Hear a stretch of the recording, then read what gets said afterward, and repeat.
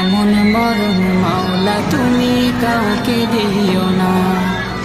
গুনাহ থেকে তোমার কাছে চাইতেছি পানা, সকল গুনাহ।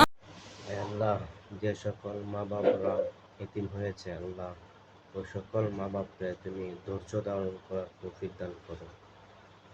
আমিন।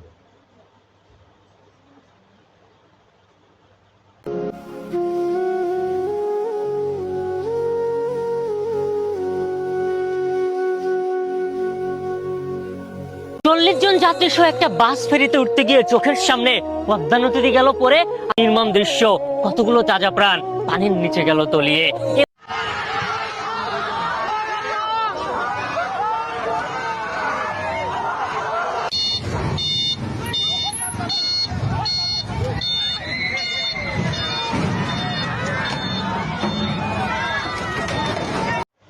আল্লাহ, যে সকল মা বাবারা এতিম হয়েছে আল্লাহ, ওই সকল মা বাপকে তুমি ধৈর্য ধারণ করার তৌফিক দান করো। আমিন।